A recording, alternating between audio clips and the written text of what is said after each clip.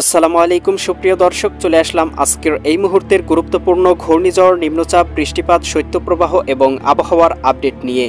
ইতিমধ্যেই বঙ্গোপসাগরে তৈরি হয়েছে গভীর নিম্নচাপ। নিম্নচাপটি শক্তি সঞ্চয় করে আগামী 48 ঘন্টার মধ্যেই ঘূর্ণিঝড়ে রূপান্তরিত হতে পারে।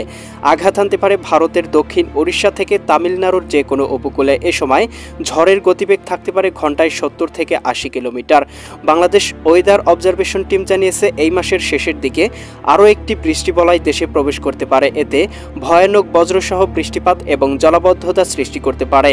কৃষক ভাইদের জন্য সতর্কবার্তা, যারা শীতকালীন সবজি চাষের চিন্তা করতেছেন তারা অন্তত এই মাসের 29 বা 30 তারিখ পর্যন্ত অপেক্ষা করবেন। আজ 21 অক্টোবর মঙ্গলবার এবং আগামীকাল 22 অক্টোবর বুধবার জানিয়ে দিব কেমন থাকার সম্ভাবনা রয়েছে আগামী 24 থেকে 48 ঘন্টা দেশের 8 বিভাগের 64 জেলার আবহাওয়া পরিস্থিতি।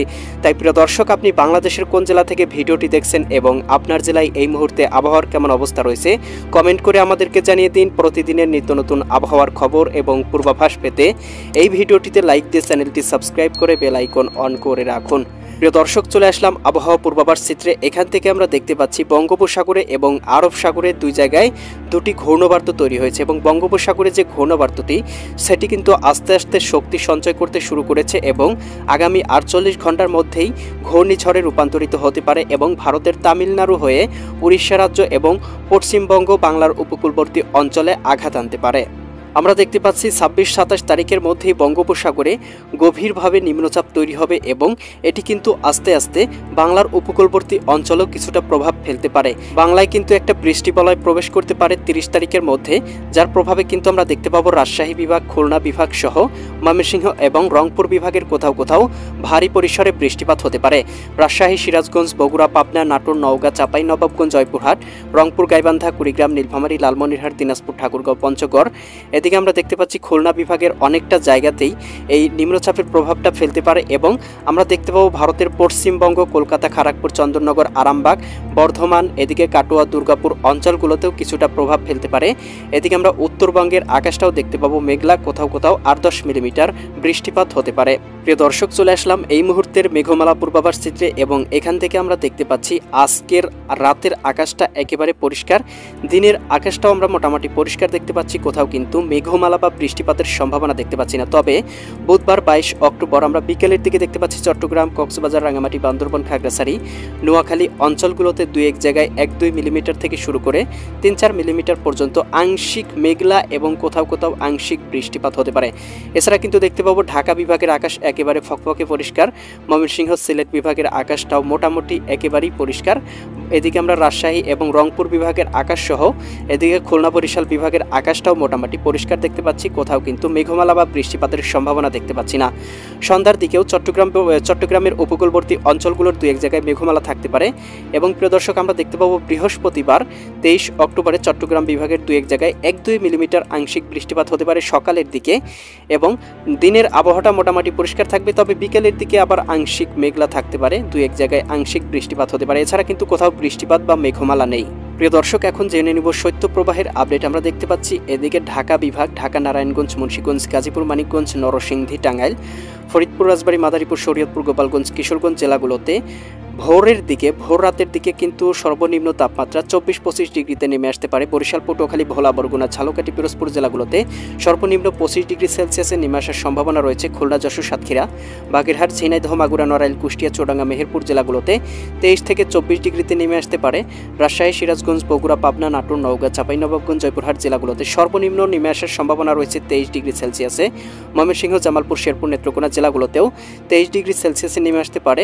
সিলেট, সুনামগঞ্জ, হবিগঞ্জ, মৌলভীবাজার অঞ্চলগুলোতে 25 থেকে 26 ডিগ্রি সেলসিয়াসে নেমে আসতে পারে এবং এদিকে আমরা দেখতে পাচ্ছি চট্টগ্রাম, কক্সবাজার, রাঙামাটি, বান্দরবান, খাগড়াছড়ি, নোয়াখালী, লক্ষ্মীপুর, ফেনী, কুমিল্লা, চাঁদপুর, ব্রাহ্মণবাড়িয়া অঞ্চলগুলোতে 25 ডিগ্রি সেলসিয়াসে নেমে আসার সম্ভাবনা রয়েছে এবং প্রিয় দর্শক, আমরা দেখতে পাবো রংপুর, গাইবান্ধা, কুড়িগ্রাম, নীলফামারী, লালমনিরহাট, দিনাজপুর, ঠাকুরগাঁও, পঞ্চগড় জেলাগুলোতে সর্বনিম্ন নেমে আসার সম্ভাবনা রয়েছে 21 ডিগ্রি সেলসিয়াস।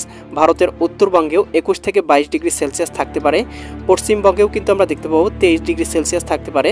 ত্রিপুরা রাজ্যে 25 ডিগ্রি এবং মিজোরাম, মেঘালয় অঞ্চলগুলোতে 15 ডিগ্রি বা 20 ডিগ্রির মধ্যেই থাকার সম্ভাবনা রয়েছে।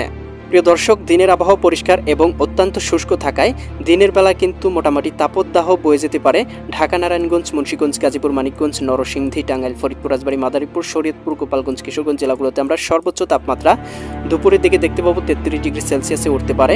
বরিশাল, পটুয়াখালী, ভোলা, বরগুনা, ঝালকাঠি, পিরোজপুর জেলাগুলোতে সর্বোচ্চ তাপমাত্রা 33 ডিগ্রি। এদিকে খুলনা, যশোর, সাতক্ষীরা, বাগেরহাট, ঝিনাইদহ, মাগুরা, নড়াইল, কুষ্টিয়া, চুয়াডাঙ্গা, মেহেরপুর জেলাগুলোতেও 32 থেকে 33 ডিগ্রিতে আসতে পারে। চট্টগ্রাম, কক্সবাজার, রাঙ্গামাটি, বান্দরবান, খাগড়াছড়ি এই অঞ্চলগুলো 32 থেকে 33, নোয়াখালী, লক্ষ্মীপুর, ফেনী, কুমিল্লা, চাঁদপুর, ব্রাহ্মণবাড়িয়া অঞ্চলগুলোতেও 33 ডিগ্রি সেলসিয়াস তাপমাত্রা থাকতে পারে। ময়মনসিংহ, জামালপুর, শেরপুর, নেত্রকোনা, সিলেট, সুনামগঞ্জ, হবিগঞ্জ, মৌলভীবাজার অঞ্চলগুলোতে সর্বোচ্চ 33 থেকে 34 ডিগ্রি। রাজশাহী, সিরাজগঞ্জ, বগুড়া, পাবনা, নাটোর, নওগাঁ, চাঁপাইনবাবগঞ্জ, জয়পুরহাট জেলাগুলোতেও সর্বোচ্চ 34 ডিগ্রি। রংপুর, গাইবান্ধা, কুড়িগ্রাম, নীলফামারী, লালমনিরহাট, দিনাজপুর, ঠাকুরগাঁও, পঞ্চগড় জেলাগুলোতেও সর্বোচ্চ আমরা 31 ডিগ্রি সেলসিয়াস তাপমাত্রা দেখতে পাবো। ভারতের পশ্চিমবঙ্গ, কলকাতা, খড়গপুর, চন্দননগর, আরামবাগ, কাটোয়া, দুর্গাপুর, এদিকে মুর্শিদাবাদ এই অঞ্চলগুলোতেও সর্বোচ্চ তাপমাত্রা 33 ডিগ্রি থাকতে পারে এবং এদিকে আমরা আসামের দিকেও 32 থেকে 33 ডিগ্রি দেখতে পাবো। ত্রিপুরা রাজ্যেও একই অবস্থা বিরাজমান থাকার সম্ভাবনা রয়েছে। প্রিয় দর্শক, এই মুহূর্তের উপগ্রহ স্যাটেলাইট চিত্র থেকে দেখতে পাচ্ছি বাংলার আকাশ একেবারে পরিষ্কার। চট্টগ্রাম বিভাগের আকাশটাও পরিষ্কার। বরিশাল, খুলনা, ঢাকা, রাজশাহী, ময়মনসিংহ, সিলেট, রংপুর সবগুলো জেলার আকাশ একেবারে পরিষ্কার। আকাশে এক ফোঁটা মেঘমালাও কিন্তু নেই এবং আমরা দেখতে পাবো একটা নিম্নচাপ তৈরি হয়েছে, যার কারণে দক্ষিণ ভারতের কোথাও কোথাও কিন্তু ভারী থেকে অতি ভারী বৃষ্টিপাত হচ্ছে এই মুহূর্তে। তবে এই মেঘমালা কিন্তু আগামী 30 তারিখের মধ্যে বাংলায় কিন্তু কিছুটা প্রভাব ফেলতে পারে। বাংলায় কিন্তু বৃষ্টি বলায় আঁখি ধেয়ে আসতে চলেছে। বাংলাদেশ ওয়েদার অবজারভেশন টিম কিন্তু তথ্যটি জানিয়েছে। তাই যারা শীতকালীন সবজি চাষ করবেন অন্তত 30 থেকে 1 তারিখ পর্যন্ত অপেক্ষা করবেন। এরপরে বৃষ্টি কেটে গেলে এরপরে আপনারা শীতকালীন সবজি চাষ করতে পারেন। প্রিয় দর্শক, এই ছিল আগামীকালকের আবহাওয়ার সম্পূর্ণ আপডেট। কেমন লাগলো কমেন্ট করে জানিয়ে দিবেন। পরবর্তী আপডেট সবার আগে পেতে চ্যানেলটি সাবস্ক্রাইব করে বেল আইকন অন করে রাখুন। আল্লাহ হাফেজ।